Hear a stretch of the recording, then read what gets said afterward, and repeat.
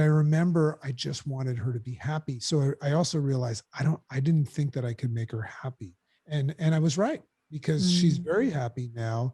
But I remember that feeling. I was wondering if I would feel bad if she met another man, but I was elated because she was happy. I think, I hear that a lot, that people, especially if they've left, and I don't necessarily think it's to allay your guilt, but actually because you just want that person to be happy, that, and you want them to find somebody lovely. I mean, and along the way, if you feel less guilty as a result because they're happier and, everything's worked out as it's meant to have worked out, but it just feels hard, doesn't it, during those months of where you're giving yourself a good birching and everything else and beating yourself up. But I think it's kind of honoring you as well. And I think a lot of people, I remember, I mean, I called time in our marriage, but it was pretty much, it was like, either you're going to say it or I'm going to say it. And I remember thinking, actually, I had big periods of unexpected grief and sadness, which I didn't anticipate, thinking, oh, I kind of made the decision. Um, and emotions are sneaky, aren't they? Mm, They're really yeah. sneaky. Yeah, But out of and nowhere. then you met Chicken as Well, well. So obviously so feeling much, before I met Chicken, no mud, no lotus, right? yeah, totally, So, totally. so I went into the dating scene, and that was the mud, you know what I mean? Um, Yeah. and I didn't know what I was doing. I was on a high level. I was finding success in my life.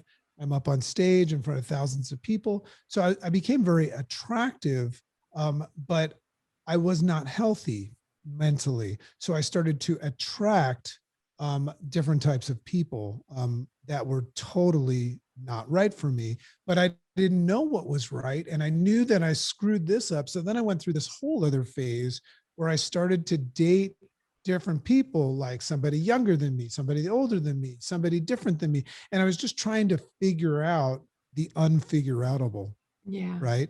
So that was a nightmare. So I whenever when you get divorced, all of a sudden everybody thinks you're an expert. All these people started to come to me and say, "Hey, I think I should get a divorce. Can you give me some advice?" And I'm like, "Don't." Try to make sure that you dot all your I's and cross your T's. Totally, So, totally. Yeah. and It's I not think an easy route. I mean, it's exhausting, and yeah. because what you forget about in dating is that there's emotions involved in it, and the Yeah. truth is that I really wanted to find true love, but to be honest with you, 7 years of dating beat me down to a place where I finally, which is when you meet the girl, I I know. Yeah. finally It's when you're not said, looking, when it kind of just, oh, I was done with it. I said I will yeah. never date one more person. Anybody that meant anything to me, I just Mm, X'd them out of my brain, and I just robotically became a entrepreneur, a father to my kids, and like a Munich. You know what I mean? Like I just like said I'm not doing any of that. And I remember, but I still had a dating app, which is another whole conversation. So the dating app is all about like swipe right. It's like yes or no, yeah. am I hot or Yeah. not? And I remember I wasn't even interested in dating people as much as I was wondering if anybody cared about me and liked me. I went through that whole phase. But there was this one day, and it was the last day that I was going to be on it. I was like, I love days like this. I've had so many stories like this. and it's important for listeners to know, male or female, Mm, that there were some other things going on that day that I was unaware of. And one was that I had worked on myself quite a bit, and I was in a much healthier place. I was no longer putting people down. I was listening more than I was talking. I made a conscious decision to stop trying to be right and choose to be kind. All of those things. So I was in a much healthier place that day. So I go, and the app I was on was called Bumble. And what's interesting we about, have it. yeah, okay, good. So Bumble is interesting because the woman has to like okay the guy. So Mm, I see this, like it's like my last ditch, and I look, and I see a picture of her, one picture. She's not like next to a cheetah and all that stuff. It's just one She picture. hasn't got bunny ears or anything, Oh, or like filters. elegant and just unique and different. Is she my type? Apparently, but I don't know what my type is. So, Mhm. but under it, this is funny, and we have this saved. It says, she says, all her profile says is South African sex coach.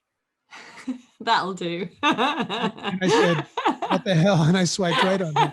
Um, and the funny thing about that story is the universe made it a challenge for me, because on this app, if 24 hours go by and you don't Yeah. hear back from her, you lose her forever. So I had to pay like $30 to extend it another 24 hours. And then she came back to me, and we got on the phone. And, to anybody out there that's given up hope, Mm. I just want everybody to know that, like, I was at the darkest end of that Oh. hole of hope. I just was 100% convinced. All my chips were in, and convinced that I would never find the right person. Mm. And I became okay with that. So even if you're in that position right there, I just want you to know that there's a chicken and a dragon out there for everyone.